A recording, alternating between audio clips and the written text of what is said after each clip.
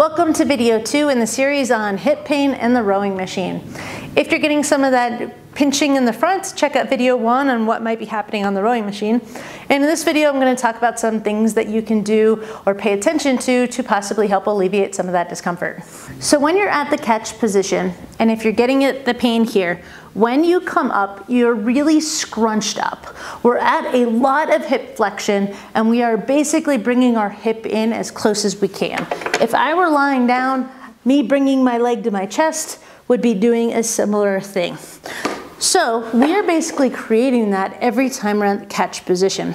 So one thing that you can do is try backing up and seeing how far you need to get where you don't have any hip pain.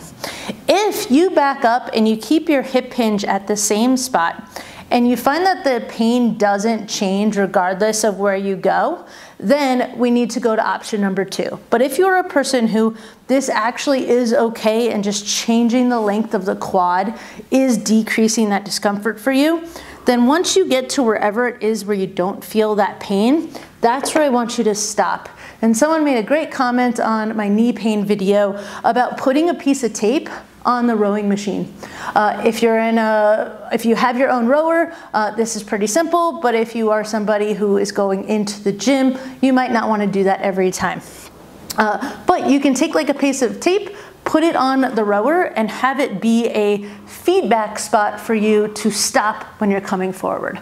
Otherwise, I want you to kind of find that spot where you aren't having that pain, and every time you go to row, you are going to stay in that range and not go up as far forward.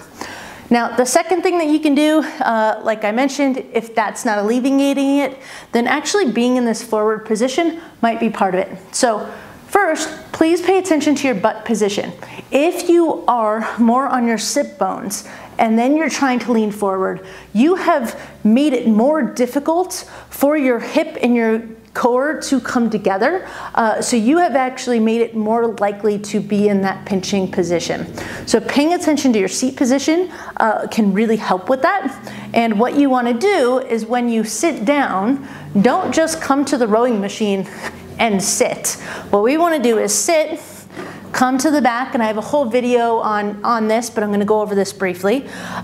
Get into this position, and then what I like to do is actually gently lean forward like I'm getting a hamstring stretch, and I can feel that my butt cheeks actually come up a little bit. Now when I go back into this position, I'm actually a little bit more into a neutral pelvic position.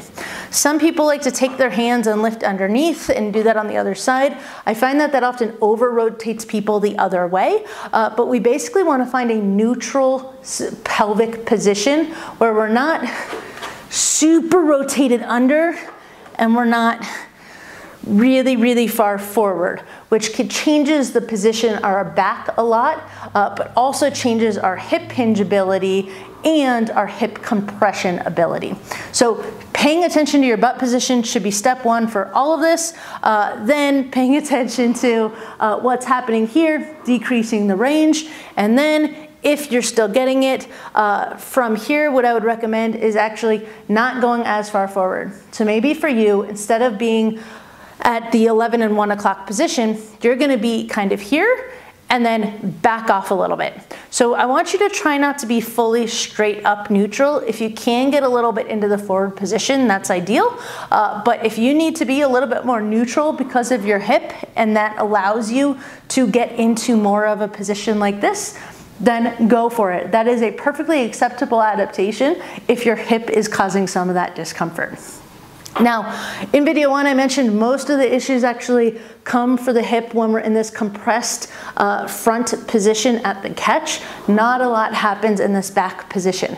However, if you're in the back position and you're getting a big stretch feeling here, check out video 2 where I talk about a stretch that I'd recommend to help with some of that. But really, those are the main adaptations. So another adaptation that you can do is actually, instead of having your legs straight in front of you, bring them out to the side. When we bring them out to the side, for some people that is not a good position. So it really depends on you and what is going on for your hip. That being said, one of the ways that you can actually kind of test the comfortable position for your hip is laying down on your back and bring your hip up towards you. Do you get the pinch there? You can also take your arms, bring it behind your leg and bring it up more and see where in this range are you happening to get that hip pinching position. Then what you can do is actually play with bringing your leg into different motions. So this would be straight up, and then I can kind of play with bringing it into different spots. But this can kind of help you determine where is an optimal position that's not gonna cause any of that hip discomfort. But try bringing them out a little bit more, and not necessarily way out here like often happens if we've got a belly and it gets on our way, but really finding if this is too much, maybe just right here is my sweet spot, or maybe a little bit more is my sweet spot. Find the position that's comfortable for where your hip muscles and your hip joint want to be. Some people actually have a joint that is in a slightly different position, making this a very uncomfortable position. And I talk a lot about this in my house. Squatting is like rowing, because our squat position helps us figure out our feet position, our hip position, and what is it that's comfortable for us. So I know that this is a quick video because